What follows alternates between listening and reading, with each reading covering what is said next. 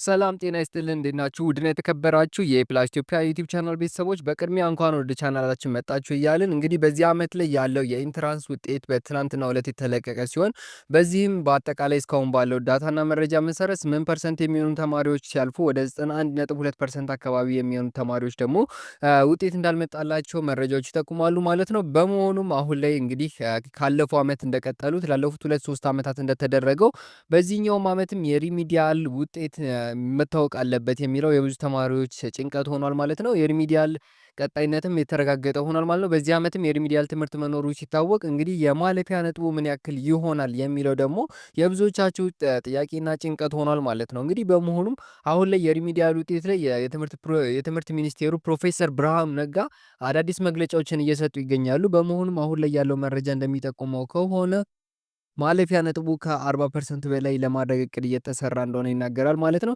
ይህም ማለት ከ600 ወደ 240 አካባቢ ያመጣችሁ የማለፍ ነጥብ ወይም ቻንስ ይኖራችኋል ተብሎ ይገመታል ማለት ነው።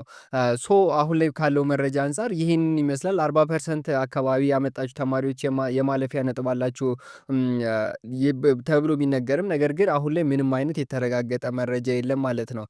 ነገር ግን ከ500 ደግሞ ያመጣችሁ ተማሪዎች እስከ 200 ማለፊያ ነጥብ ይደረጋል ተብሎ ይገመታል። ያለፈው ዓመታት ላይ እንደነበረው ማለት ነው። ያለፈው ዓመት ላይ 184 የመጀመሪያው ነበር። ከዛ 204 እንደነበር ይታወቃል።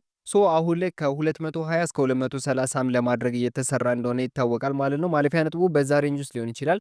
ከ30 እስከ 35% አካባቢ ያላችሁ ተማሪዎች ትንሽ ስጋቱ ይፈጥርባችሁም ወደዛም ዝቅ ለማድረግና አብዛኛውን ተማሪ ያካተተ እንዲሆን ፕሮፌሰር ብርሃኑ ነጋ የራሳቸውን መደምደሚያ ለማስቀመጥ ጥረት እየተደረገ እንደሆነ ተናግረዋል ማለት ነው። እንግዲህ ተጨማሪ አዳዲስ መረጃዎች ሊኖሩ ይችላሉ ማለት ነው። በመሆኑም አሁን ላይ ያለፋችሁ ተማሪዎች ካላችሁ የፕላስ ኢትዮጵያ ዩቲዩብ ቻናል የተለያዩ ትምህርታዊ የሆኑ ኮንተንቶችን እንዲሁም ቪዲዮዎችን ለተማሪዎች እያቀረበ ስለሆነ እዚህ ላይ መከታተል ትችላላችሁ፣ መማር ትችላላችሁ። አብዛኛው ዩኒቨርሲቲ ተማሪ ህይወቱን የቀየረበት ይህ ዩቲዩብ ቻናል ደግሞ ሰብስክራይብ እና ላይክ ብታደርጉት ብዙ ተጨማሪ ጥቅማ ጥቅሞችን ስለምታገኙ መረጃዎችን እዚህ ላይ መከታተል ስለምችሉ ሰብስክራይብ አድርጉ እያልን ቀጣይ ቪዲዮ እንገናኛለን። መልካም ጊዜ፣ መልካም ቆይታ።